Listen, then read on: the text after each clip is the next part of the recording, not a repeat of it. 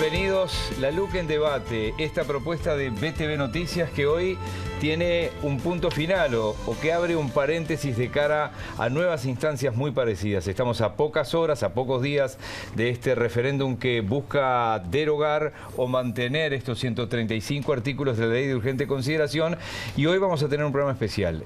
Tan especial es que nos van a acompañar no 2 personas, no 4 personas, nos van a acompañar 7 personas, además de los que estamos conduciendo aquí, y vamos a tener 2 horas de duración. Gabriel, buenas noches, ¿cómo estamos? Buenas noches, Miguel, buenas noches para todos. Te dejo en tu rincón. Dale. Y voy a mi rincón. Dale. Le contamos a los invitados para hoy. Va a estar el senador Gustavo Penades, del Partido Nacional, el presidente del Frente Amplio, Fernando Pereira, que esperemos que llegue en hora porque tiene una actividad. Lo dejamos para el final, esperemos que llegue. Va a estar José Garchitonera, ministro de la Corte Electoral, para ver las opciones a votar, cómo se vota en blanco, a qué hora va a estar el resultado, en fin, cuánto cuesta esta consulta. Y vamos a tener a 3 periodistas, Antonio Ladra, Paula Barquet y Raúl Ponce, para analizar esto. Y ahora, en este primer bloque, vamos a estar con los líderes de la empresa Factum, Óscar y Eduardo Botinelli. Lo dejo, Miguel, con ellos. Muy bien. Óscar Botinelli, presidente de Factum. Óscar, buenas noches, bienvenido. Gracias por estar aquí. No, por favor, gracias a ustedes. Muy bien. Eduardo Botinelli, bienvenido. Muchas gracias. En este caso, director de Factum. Hoy hablaba con el diputado Lust y me hablaba de esta instancia del referéndum, y arranco contigo, Óscar. Una instancia que se ha dado 4 veces nada más.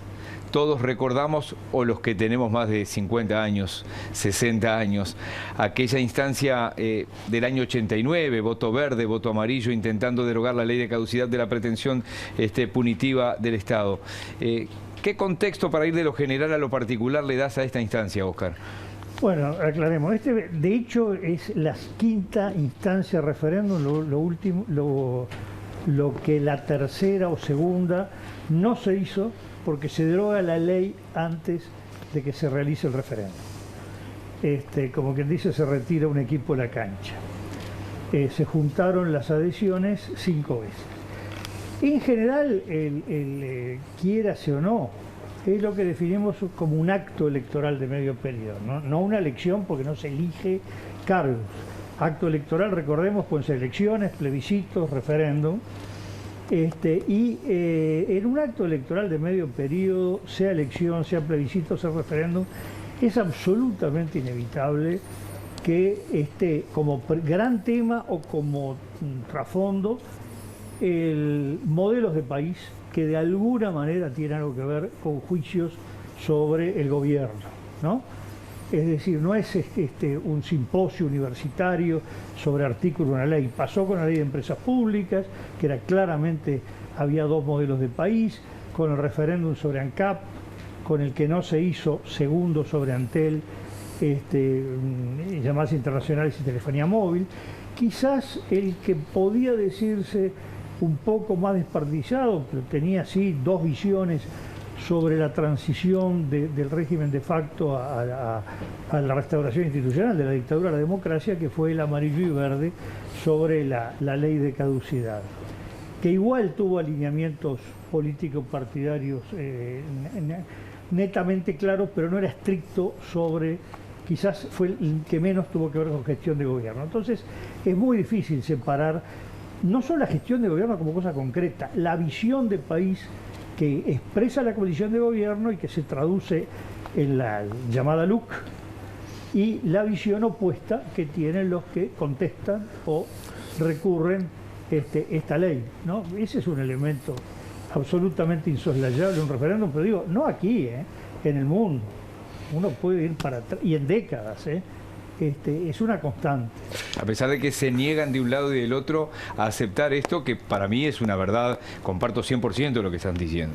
Bueno, digo, hay muchas cosas que unos le digan al otro, le dije, no, eso es usted, bueno, o tú.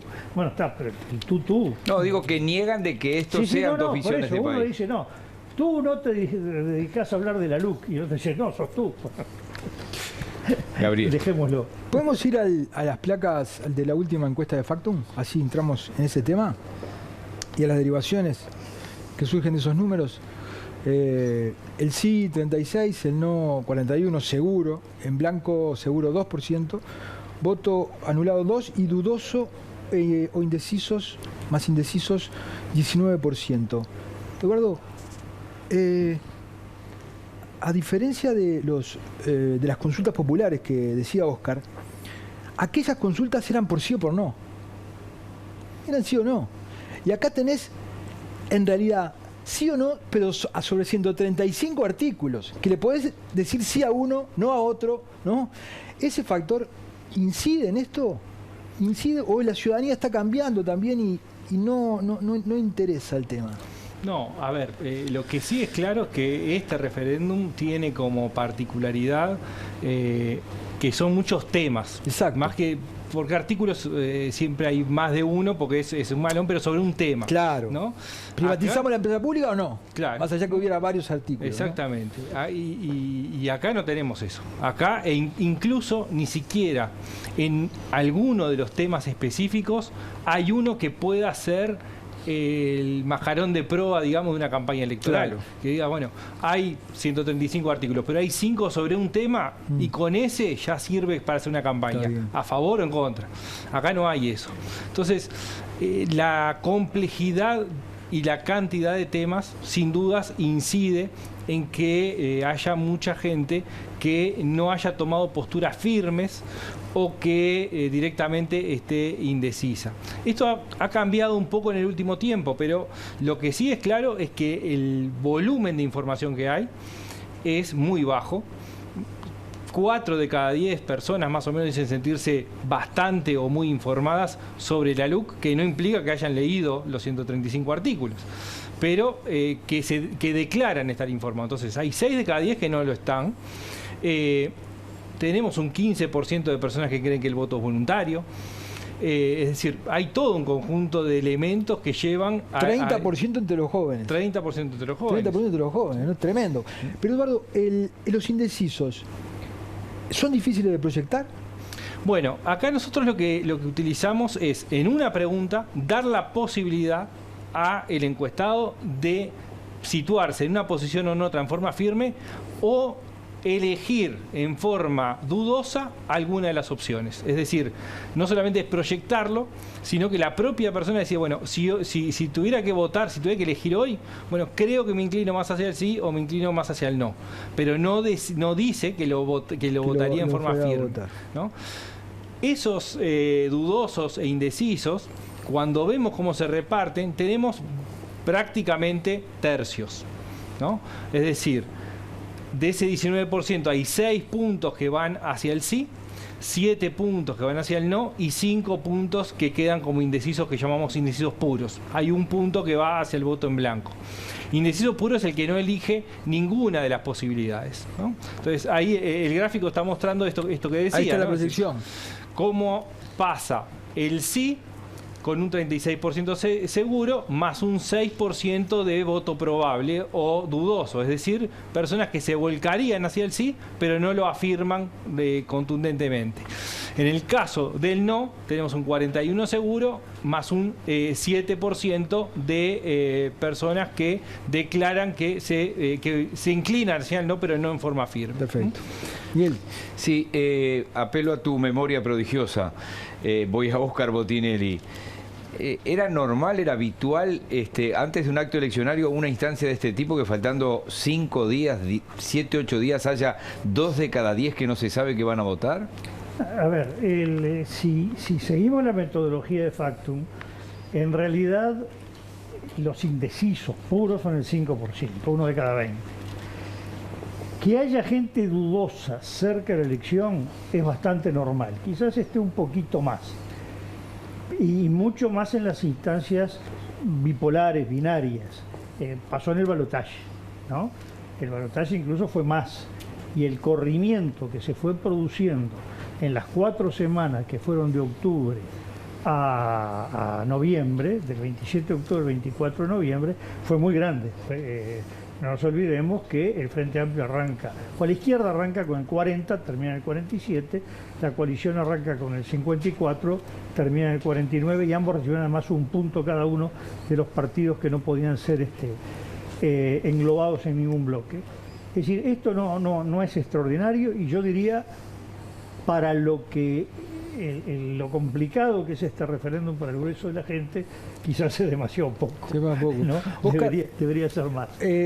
Para recordarle, sobre todo a los más jóvenes, Oscar es un gran conocedor de la cultura de izquierda, porque él fue secretario del general Liber Seregni en una época. ¿En qué año? Fue de 1971, fin del 70, principio del 71, hasta 1987. ¿Qué te parece? Oscar, en las últimas elecciones, el presidente de Lacalle la sufrió, porque a los últimos minutos hubo una andanada, ¿no? El Frente tiene eso, ¿no? El Frente tiene esa cosa de la militancia, del puerta a puerta. ¿Se puede esperar? ¿Hay un margen de sorpresa? ¿Puede haber? ¿O estos números son muy firmes? Bueno, en primer lugar, las instancias binarias, lo que vamos a decir, o polarizadas, o de dos polos, lleva mayor volatilidad, ¿no? Ese es un dato. Por lo tanto, los corrimientos son previsibles.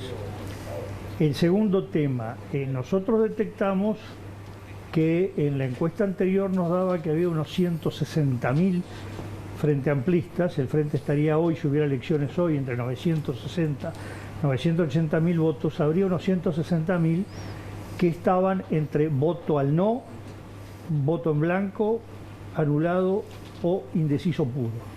Eso nos bajó en la última encuesta a un poquito menos de 90.000. Y el voto al no o en blanco, seguro o dudoso, estarían 60 y pico mil. Bueno, ahí hay un margen de recuperación para el Frente Amplio, pero se apela a la fidelidad partidaria. Claro. Precisamente no apelando que esto es absolutamente despartidizado. Es decir, yo digo, el mensaje es al revés. Que lo puedan lograr con el voto a voto, bueno, o el puerta a puerta, digamos, bueno, es probable o es posible. Ahora, todo depende de cuánto se haga, cómo se llegue, porque no hay un listado con nombre, apellido y domicilio de esas 60.000 o 70.000 personas que están votando para el otro lado, o que llegan casi 90 estando en el medio. Es decir, pero puede esperarse estas cifras. No estamos dando el resultado final. Este no es el extracto de la lotería antes que se haga el sorteo, ¿no? Sí. No estarían laburando tanto, no tantas décadas si pudieran hacer eso. Nos ahorramos la elección. Eduardo, Oscar, los dirigentes del sí y el no, más fuera del aire que al aire, nos dicen, los del Frente Amplio, por ejemplo, hay que votar muy bien en Montevideo y Canelones porque ahí es donde se juega el partido. Y los otros dicen al revés, hay que votar muy bien en el interior para poder contrarrestar la diferencia que puedan sacar acá. ¿Es así? Bueno, digamos, las bases del voto, más allá de esa contradicción, digamos, que hablabas recién, están en lo que fue el resultado electoral de octubre y de noviembre. El resultado electoral de octubre y de noviembre muestra en cualquiera de los casos que la fuerza o las bases de votos del sí están concentradas en Montevideo y la costa de Canelones, y el fuerte hacia el no está en el interior. De hecho, también se ven las departamentales, que tienen otra lógica, pero que también se muestra cómo los sustentos que tiene el voto por el no se concentran fuertemente en el interior. Y a la inversa, el sustento más fuerte hacia el sí está en Montevideo. Entonces, eso es razonable. Es decir, las diferencias se compensan o se distancian en función del voto en los lugares de mayor fortaleza. 10 de la noche el domingo podrá estar el resultado, Oscar, con lo que tenga la Corte Electoral, obviamente. Bueno, ahí le tienen que preguntar al ministro de la Corte Electoral. Sí, se lo vamos a preguntar ahora. Y no a nosotros. Bueno, ahí depende. Recordemos el balotaje. El balotaje estuvo en vilo bastante rato, porque la diferencia primero sorprendió, se esperaba un resultado más abierto, una mayor distancia, y después los primeros números eran mucho más ajustados de lo que al rato hubo. Entonces, eso va a depender mucho de no solo de lo que pase en las mesas y en el cómputo, sino de la distancia o no que haya entre las opciones, ¿no? Muy bien, le contamos a la gente, los esperamos el domingo para esta transmisión especial que va a realizar BTV.